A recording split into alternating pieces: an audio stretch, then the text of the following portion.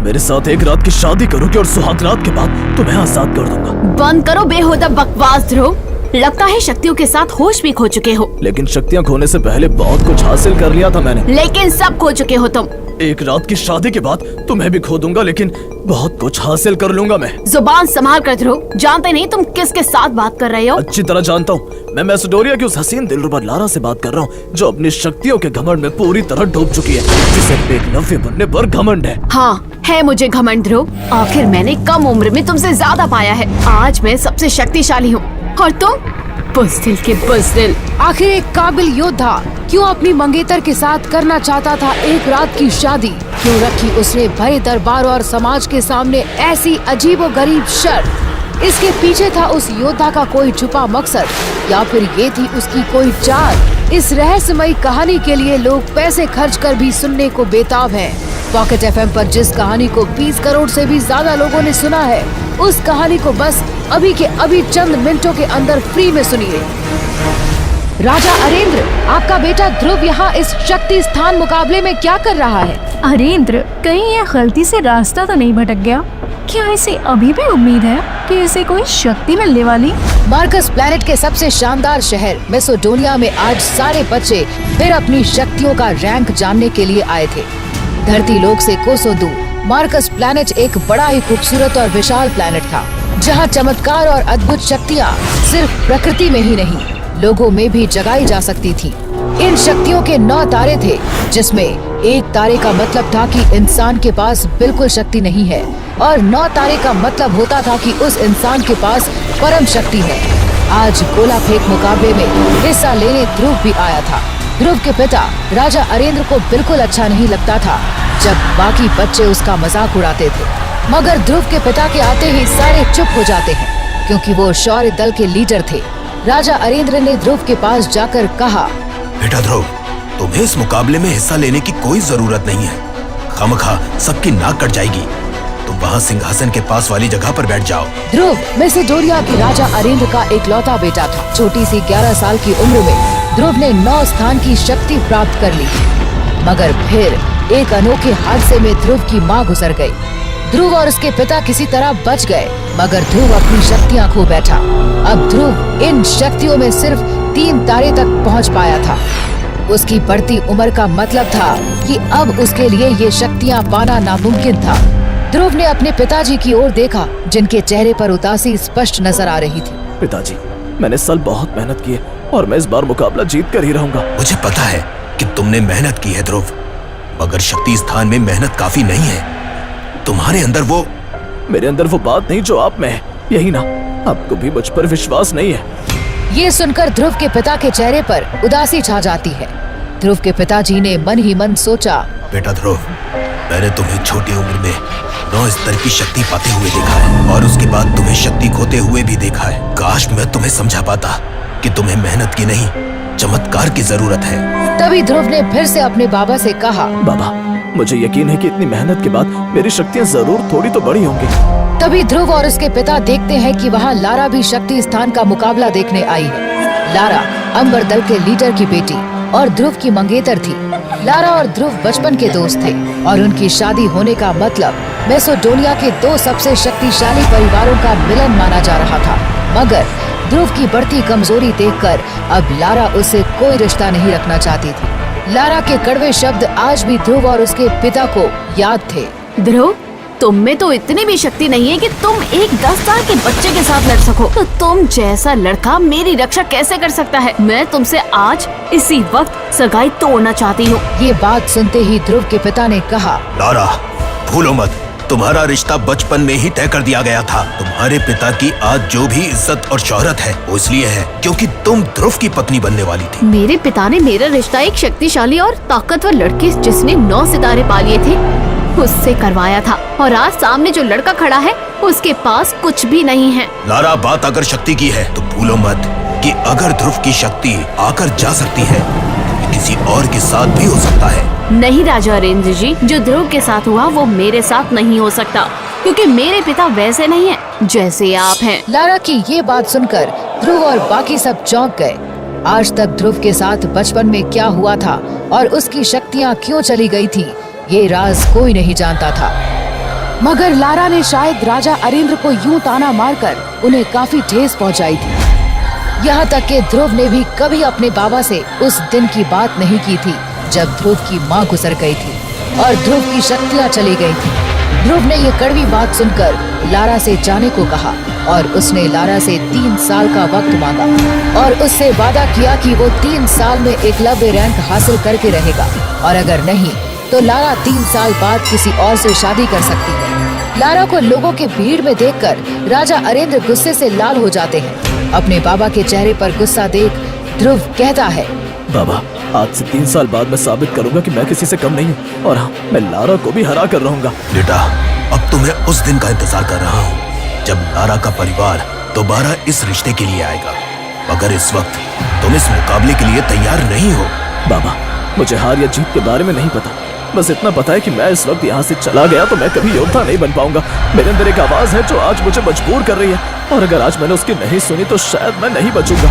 ध्रुव के पिता ये बात सुनकर पीछे हट जाते हैं। चाहे उन्हें अपनी इज्जत कितनी भी प्यारी हो, अपने बेटे की जान के सामने वो कुछ नहीं थी। ध्रुव मुकाबले के लिए तैयारी करता है। आज मुकाबले में उसे अपने एक हाथ से एक लोहे का गोला फेंकना था। गोला जितना दूर जाएगा उससे बच्चों की शक्तियों का अंदाजा लगाया जाएगा। गोला फेंकने के लिए बाकी बच्चे कई टेक्निक्स का इस्तेमाल कर रहे थे। रनिंग क्लॉज, ये कहकर एक लड़की ने हवा में गोला फेंका। गोला फिर एक केकड़े की शेप लेकर उड़ता हुआ पानी में दूर जाकर गिरा। ये कहकर एक और लड़के ने गोला फेंका जिससे गोला हवा में ब्लास्ट स्पीड से जाकर पानी में जा गिरा। ध्रुव के पास ऐसी कोई टेक्निक नहीं थी क्योंकि ये टेक्निक सीखने के लिए जो लेवल की शक्ति चाहिए वो ध्रुव में नहीं थी। मगर फिर भी ध्रुव न जाने क्यों इस गेम में हिस्सा लेना चाहता था। माँ, मुझे तो एक ही टेक्निक आती है, आपका और बाबा का नाम लेना, आप मेरे साथ रहना। अपनी माँ का नाम लेकर ध्रुव गोला उठाने जाता है। ध्रुव अपना गोला उठाने ही वाला होता है कि तभी उसकी माँ की अंगूठी जो ध्रुव बचपन से पहनता था वो उसकी उंगली से नीचे जमीन पर गिर पड़ी। ध्रुव उस अंगूठी को ढूंढने लगता है। एक सुंदर नीले रंग की अंगूठी, वो दिखने में बड़ी महंगी थी। बस तभी एक आदमी आकर ध्रुव को सख्त आवाज में छेड़ता है। राजकुमार ध्रुव, आप सबका वक्त जाया कर रहे हैं। हाँ, वो मैं आप किस्मत वाले हैं कि कोई आपके गोला फेंकने पर ध्यान भी नहीं दे रहा, क्योंकि किसी को उम्मीद नहीं कि आप इस गोले को उठा भी पाएंगे। जल्दी करें। इसके पहले कि ध्रुव कुछ कह पाता वो वहाँ से चला गया। ध्रुव ने फिर अंगूठी ढूंढना शुरू किया, मगर तभी वो देखता है कि अंगूठी फिर से उसकी उंगली में आ गई है, मगर उसका रंग अब हरा दिख रहा था और उससे धुआं निकल रहा था। ध्रुव डर गया और उसने अंगूठी को निकालने की कोशिश की, मगर वो उससे निकल नहीं पाई। वो अंगूठी जैसे उसकी उंगली को बांधे रखी थी। ध्रुव ने फिर से उस आदमी के पास देखा जो उसे गुस्से से देख रहा था और उसे घड़ी दिखा रहा था। उसने अंगूठी को भूल उस लोहे के गोले को उठाया। अरे, ये इस बार इतना हल्का क्यों लग रहा है? ध्रुव बहुत ही शक्तिशाली महसूस कर रहा था। उससे अपने बदन में एक अलग ऊर्जा महसूस हो रही थी। उसने वो लोहे के गोले को उठाया और तेज रफ्तार से भागते हुए उस गोले को हवा में फेंका। ध्रुव की तेज रफ्तार देखकर भीड़ में मौजूद ध्रुव के बाबा, लारा और बाकी सभी लोग हैरान थे। उसकी रफ्तार देखकर सब तालियां बजाने लगे।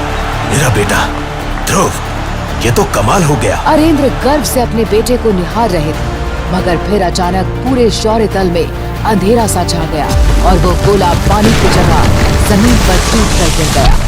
फिर एक हरे रंग की बिजली चमकती दिखाई दी जो सीधा ध्रुव पर गिर रही थी। ध्रुव देखता है कि वो बिजली बिल्कुल उस रंग की थी जो उसकी अंगूठी से निकल रही थी। ध्रुव जैसे ही अपनी अंगूठी पर चमकती हरे रंग की बिजली को छूता है वो बेहोश होकर गिर जाता है। शौर्य दल में फिर से रोशनी वापस आ जाती है। ध्रुव के पिता दौड़कर बेहोश पड़े ध्रुव के पास जाते हैं। ध्रुव, तुम ठीक तो हो? वो बिजली? ध्रुव धीरे धीरे होश में आता है। अपने बाबा को इतना परेशान देख ध्रुव अपनी अंगूठी छुपाता है और उन्हें कहता है, मैं ठीक हूँ बाबा, मेरी शक्ति स्तर क्या है? शक्ति स्थान पर ध्रुव का तारा दिखाई दिया। उसकी शक्ति 3 तारे से ज्यादा नहीं बढ़ी थी। ये देखकर लारा और उसके दोस्त हंसने लगे। ध्रुव और राजा अरेंद्र को कुछ समझ नहीं आ रहा था। वो उस अंधेरे में कड़कती बिजली में आखिर क्या हुआ था। बाबा, ये सब क्या हो रहा है? बेटा ध्रुव, मुझे कुछ भी समझ नहीं आ रहा।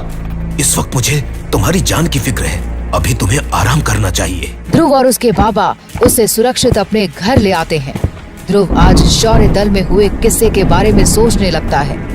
वो हरी बिजली और उसके हाथ में वो अंगूठी जो निकल नहीं रही थी, लारा और उसके दोस्तों की कड़वी हंसी उसके कानों में गूंज रही थी। ध्रुव चलते चलते घर के बाहर उसकी माँ की समाधि तक पहुँच जाता है। ध्रुव अपने बाबा का चेहरा देखता है जिस पर सब हंस रहे थे।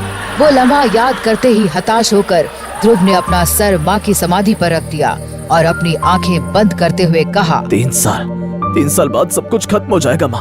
अगर मैं अपनी शक्तियों को वापस हासिल नहीं कर सका तो बाबा को पूरे मैसेडोनिया शहर के सामने शर्मिंदा होना पड़ेगा। आखिर मेरी शक्तियाँ क्यों नहीं बढ़ रही हैं? ये कहते हुए ध्रुव ने अपनी मुट्ठी बंद की और जमीन पर जोर जोर से अपना हाथ पीटने लगा। वो लगातार जमीन पर अपना हाथ मार रहा था। कुछ देर बाद थक कर उसने कहा, माँ, अब तो कोई चमत्कार, कोई करिश्मा ही मुझे मेरी शक्तियाँ वापस दिला सकता है। तभी उसके कानों में एक आवाज गूंजी, ध्रुव, क्या तुम मुझे सुन पा रहे हो? अपना नाम सुनते ही ध्रुव ने इधर उधर देखा। ध्रुव हैरान हो गया क्योंकि इस वक्त उसकी माँ की समाधि पर उसके अलावा कोई भी नहीं था। तभी उसके कानों में दोबारा वही आवाज गूंजी, मुझे इधर उधर ढूंढना बंद करो ध्रुव, मैं तो तुम्हारी अंगूठी में हूँ। इतना सुनते ही उसने अपने सीधे हाथ की एक उंगली में काले पत्थर से बने एक अंगूठी की तरफ देखा। ये अंगूठी ध्रुव को उसकी माँ का दिया हुआ आखिरी तोहफा था। देखते ही देखते ध्रुव की अंगूठी में हलचल शुरू हो गई, जिसे देखकर वो थोड़ा हड़बड़ा गया। देखते ही देखते उसकी अंगूठी में से एक सफेद रंग का धुआं साए के रूप में बाहर निकला। फिर उस साए ने एक बूढ़े आदमी का रूप ले लिया। अपने सामने ये सब होता देखकर ध्रुव को अपनी आंखों पर यकीन नहीं हो रहा था। ध्रुव ने हड़बड़ाते हुए उस बूढ़े आदमी से पूछा, कौन हो तुम और तुम मेरी अंगूठी में क्या कर रहे थे? ध्रुव के ये पूछते ही उस बूढ़े आदमी का सफेद साया उसके चारों तरफ घूमने लगा। उसे देखने के लिए ध्रुव को बार बार इधर से उधर गोल गोल घूमना पड़ रहा था। कभी वो साया ध्रुव के सामने होता तो कभी पलक झपकते ही उसके पीछे चला जाता। ध्रुव ने हड़बड़ाते हुए दोबारा पूछा। वो साया कुछ देर तक ध्रुव के चारों तरफ घूमने के बाद उसके सवालों का जवाब देने के लिए उसके सामने आकर एक जगह पर रुक गया। मैं कौन हूँ ये जानना तुम्हारे लिए जरूरी नहीं है, लेकिन हाँ, मुझे तो तुम्हारा शुक्रिया अदा करना चाहिए। आखिर तुमने पिछले 3 सालों से मुझे अपनी अंगूठी में संभाल कर रखा और देखो, आज मुझे नींद से भी जगा दिया। शुक्रिया ध्रुव, तुम्हारा बहुत बहुत शुक्रिया। मगर तुम आए कहाँ से? हाँ, मैं कहाँ से आया हूँ ये तुम्हें एक दिन पता चल जाएगा, मगर इस वक्त तुम्हारा ये जानना जरूरी है कि मैं तुम्हें कहाँ ले जा सकता हूँ। ध्रुव, तुम्हारे अंदर कुछ अलग ही बात है। क्या तुम नहीं चाहते कि लोग तुम्हारी फिर से इज्जत करें, फिर से तुम्हारी शक्तियों का सितारा 3 से 9 तक पहुँचे? क्या तुम नहीं चाहते कि तुम एक बार फिर से एकलव्य कहलाए जाओ? मगर आज जो शक्ति स्थान में हुआ और मेरे बाबा से मैं क्या कहूँगा? उसे भूल जाओ ध्रुव। आज शक्ति स्थान में हुए हादसे से सिर्फ एक बात स्पष्ट हुई है। क्या बात? यही कि ध्रुव, तुम आखिर कौन है अंगूठी में छुपी आत्मा, और क्या ध्रुव को इसकी बात सुननी चाहिए? क्यों ध्रुव ने बचपन में अपनी सारी शक्तियाँ खो दी? ऐसा क्या हुआ ध्रुव के साथ जिसका जिक्र ध्रुव के बाबा कभी नहीं करते? क्या ध्रुव एकलव्य रैंक हासिल कर पाएगा और क्या ध्रुव अपने बाबा की खोई इज्जत को वापस ला पाएगा? जानने के लिए अभी डाउनलोड करें सुपर योद्धा सिर्फ पॉकेट FM पर।